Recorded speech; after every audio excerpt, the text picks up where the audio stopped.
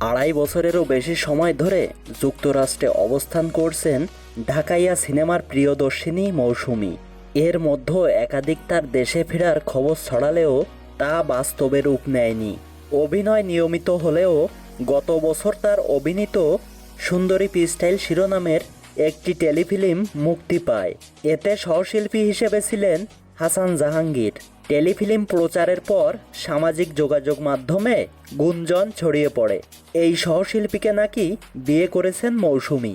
এবার বিয়ের গুঞ্জনে মুখ খুললেন অভিনেত্রী। তিনি বলেন, এ ধরনের প্রোপাগান্ডা নিয়ে কিছু বললেও মানুষ মিথ্যা খবরকে বেশি উপভোগ করে। এসব ভিত্তিহীন খবর তার কাছে খুব বিরক্তিকর এবং মূল্যহীন। তিনি স্পষ্ট করে বলেন, এ ধরনের কোনো প্রচারণার মাধ্যমে তিনি ব্যক্তিগত প্রচার চান না। মৌসুমীর ভাষ্য, কিছু মানুষ ভিউ ও মনোযোগ পাওয়ার আশায় শিল্পীদের নাম ব্যবহার করে গল্প ছড়িয়ে থাকে।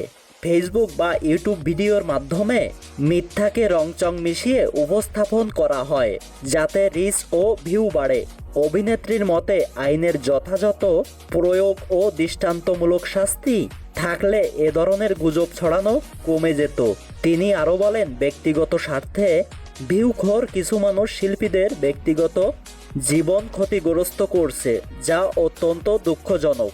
মৌসুমী অভিনীত নতুন সিনেমা অর্ধাঙ্গিনী মুক্তির অপেক্ষায়, প্রেক্ষাগৃহ বা ওটিটি প্ল্যাটফর্মে নয়। সিনেমাটি ইউটিউবে মুক্তি দেওয়ার কথা রয়েছে, যদিও এই বিষয়ে ভিন্ন ইঙ্গিত দিয়েছেন এই নায়িকা। পাশাপাশি যুক্তরাষ্ট্রে আরেকটি নাটক নিয়ে ব্যস্ত সময় পার করছেন তিনি।